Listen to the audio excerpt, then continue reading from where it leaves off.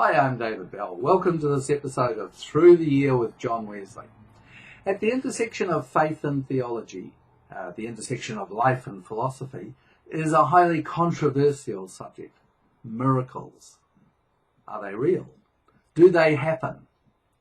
Let's have a look at a very important case. It all happened in Timaru, a pleasant provincial town in New Zealand's South Island. The large and vigorous Pentecostal congregation of the New Life Centre witnessed a number of miracles, and among these were healings of some very diverse conditions and diseases. A club foot was healed, goitre was cured, along with diabetes and fibrositis. There was the lengthening of a leg and cures of bad teeth. The Timaru Herald reported 6 July 1960 that, quote, James Boswell, 16 months, walked unaided for the first time, unquote. The healing was the result of a ministry by A.S. Wesley, a visiting American evangelist. As news of the miracles spread, audiences grew, sometimes up to 400 strong. Wesley seemed to indicate that he might even raise the dead if sufficient numbers of participants gathered and they were prepared to exhibit sufficient faith.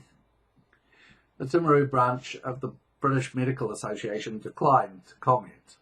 The local branch of the New Zealand Optometrical Association issued a warning. Patients ought to continue to take prescribed medication, particularly those who suffered from glaucoma. Some of the miracles about bad teeth, with old amalgam fillings being turned to pure silver.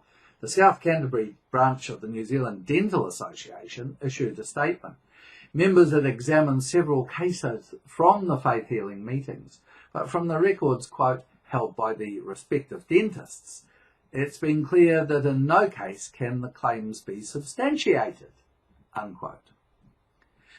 The Reverend Clyde Carr, a Presbyterian minister and at the time the sitting member for the House of Representatives, deplored what was occurring and asked the Minister of Health to, quote, take action to prevent the malpractices of quacks and other unqualified people who assumed duties for which they were not equipped, unquote. After a time it all died down. Many faithful Christians do expect miracles of healing to happen. They're fond of Jesus saying, with God, all things are possible. The cooler, more analytical approach doubts disruptions to the inexorable laws of nature. So miracles are at the intersection of faith and philosophy.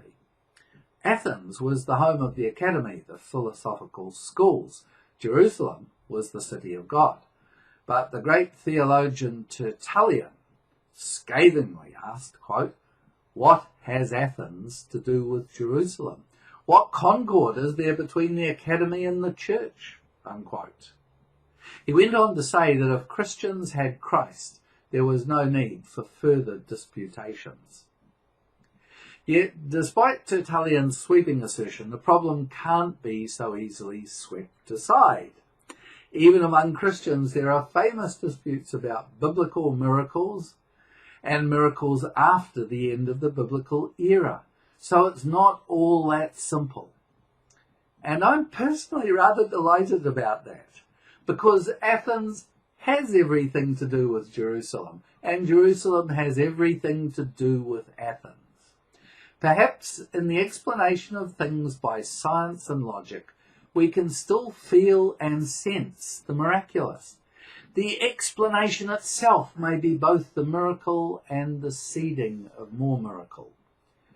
But I suspect the crowds who showed up to be healed by the evangelist Wesley wouldn't be convinced.